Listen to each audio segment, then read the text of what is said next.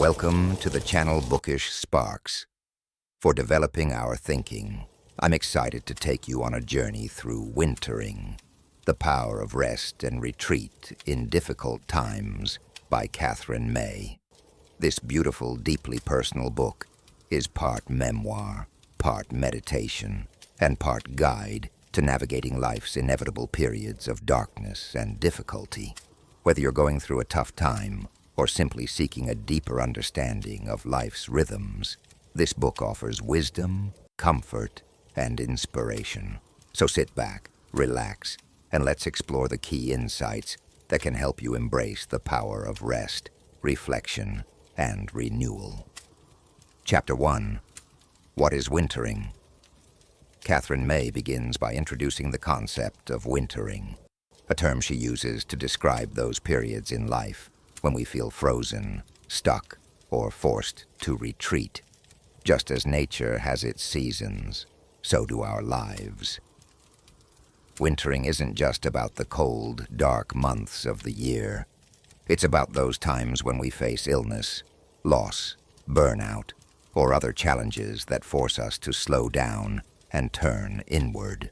May shares her own experience of wintering, which began when her husband fell seriously ill, and she herself was diagnosed with autism. These events forced her to pause, reflect, and reevaluate her life. Through her story, we learn that wintering isn't something to fear or avoid. It's a natural, necessary part of life that can lead to growth and transformation. Chapter 2. The Wisdom of Nature. One of the most beautiful aspects of wintering is May's connection to the natural world. She draws parallels between the cycles of nature and the cycles of our own lives. Just as trees shed their leaves and animals hibernate, we too need periods of rest and retreat to replenish our energy and prepare for new growth. May takes us on a journey through the changing seasons, from the stark beauty of winter to the renewal of spring. She reminds us that winter isn't a time of death. It's a time of quiet, hidden activity. Beneath the frozen surface, life is preparing to burst forth again. This metaphor offers hope and reassurance to anyone going through a difficult time. Chapter 3. Embracing Darkness. In our modern, fast-paced world, we often view darkness as something to be avoided or overcome. But May challenges this perspective, arguing that darkness has its own unique gifts. It's in the dark that we find rest, introspection, and the space to heal. May shares stories from her own life and from history and mythology to illustrate the power of embracing darkness. She talks about the Scandinavian tradition of hygge, creating warmth and coziness during the long winter nights, and the ancient festivals that celebrate the winter solstice. These traditions remind us that darkness isn't something to fear. It's something to honor and embrace. Chapter 4. The Art of Rest. One of the key themes of wintering is the importance of rest. In a culture that glorifies productivity and busyness, rest is often seen as a luxury or a sign of weakness. But May argues that rest is essential for our physical, emotional, and spiritual well-being. She shares practical tips for incorporating rest into our lives, from taking naps to spending time in nature to simply allowing ourselves to do nothing. She also emphasizes the importance of listening to our bodies and honoring our need for rest, even when it feels countercultural. Chapter 5. Finding Meaning in Difficult Times. Wintering isn't just about surviving difficult times. It's about finding meaning and purpose in them.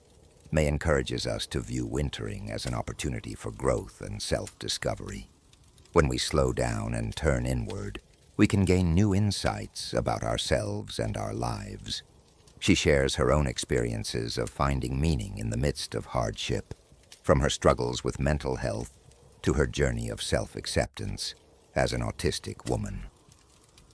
These stories remind us that even in the darkest times, there is light to be found.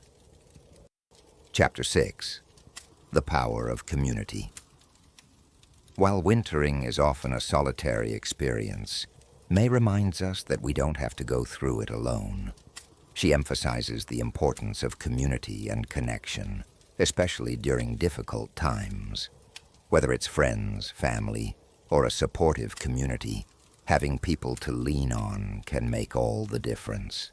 May shares heartwarming stories of the people who supported her during her own wintering, from her husband to her son, to the friends who showed up with meals and kind words. These stories remind us that even in our darkest moments, we are not alone. Chapter 7.